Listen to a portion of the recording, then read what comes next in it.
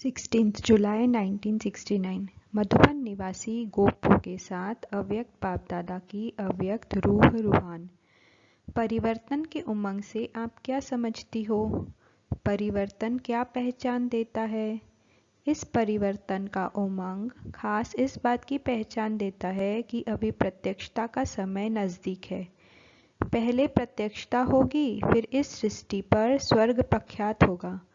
वर्तमान समय देखा जाता है कि हर एक वत्स अपनी अपनी प्रत्यक्षता प्रत्यक्ष रूप में ला रहे हैं। पहले गुप्त था, जैसे सूर्य की रोशनी में सितारे छुपे हुए होते हैं। जब सूर्य दूसरे किनारे चला जाता है तो सितारों की चमक प्रत्यक्ष होती है। तो अब ज्ञान सूर्य व्यक्त किनारा छोड़ अव्यक्त वतन में खड़े हैं। तो आप व्यक्त देश में सितारों की प्रत्यक्षता देखने में आती है। जैसे कहते हैं ना, एक एक स्टार में दुनिया है, लेकिन यह पता नहीं है कि एक एक स्टार की कौन सी दुनिया है। इस आकाश के सितारों में कोई दुनिया नहीं है, लेकिन ये धरनी के चैतन्य सितारों में एक एक दुनिया है। संगम का संपूर्ण रूप कौन सा है? शक्तियों और पांडवों के रूप में। तो यह संगम का जो संपूर्ण स्वरूप है वह अब प्रत्यक्ष आप सभी को अपने में महसूस होगा। मालूम पड़ेगा हमारे कौन से भक्त है, कौन सी प्रजा है। जो प्रजा होगी वह तो नज़दीक आएंगे, और जो भक्त होंगे वह आखिरीन पिछाड़ी में चरणों पर झुकेंगे। तो हर एक सितारे के अंदर जो राजधानी अथवा दुनिया बनी हुई है वह अब प्रत्यक्ष रूप लेगी।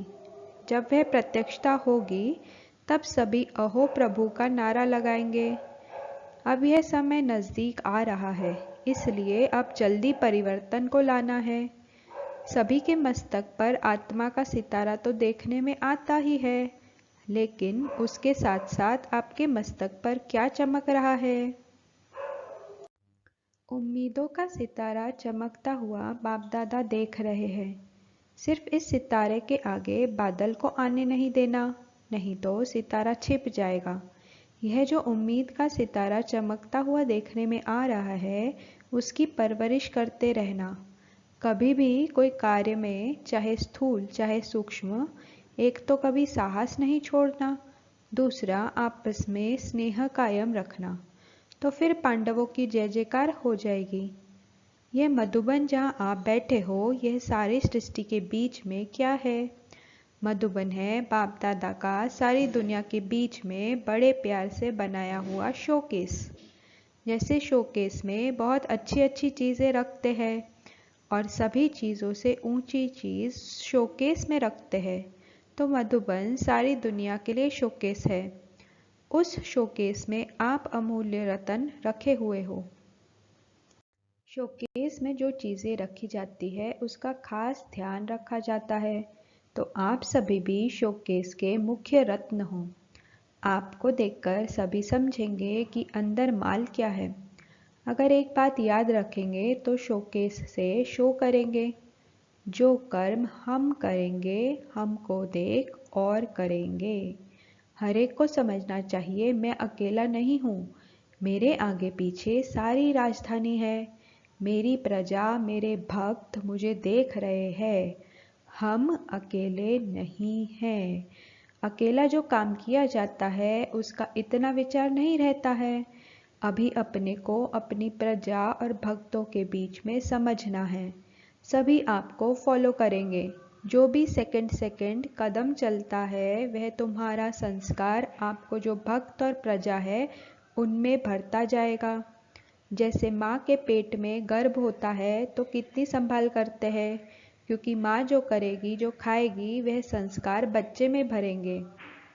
तो आप सभी को भी इतना ध्यान रखना है, जो कर्म हम करेंगे हमको देख हमारी प्रजा और हमारे द्वापर से कलयुग तक के भक्त भी ऐसे बनेंगे।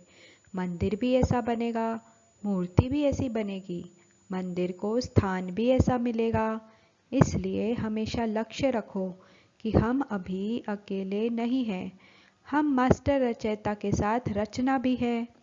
माँ बाप जब अकेले होते हैं तो जो भी करे, लेकिन अपनी रचना के सामने होते हैं तो कितना ध्यान देते हैं। तो आप भी रचयिता हो, जो रचयिता करेगा वही रचना करेगी। जब अपने ऊपर जिम्मेवारी समझेंगे तो जिम्मेवारी पड़ने से अलबेलापन और आलस्य खत्म हो जाएगा। कौन सी जिम्मेवारी? जो कर्म हम करेंगे। हर एक सितारे को अपनी दुनिया की परख रखनी है। फिर कोई की छोटी दुनिया है, कोई की बड़ी दुनिया है। बाप दादा दो बातों की सौगात देते हैं, खास मधुबन वालों को। शिक्षा तो मिली है कि साहस और स्नेह नहीं छोड़ना है। सौगात क्या दे रहे हैं?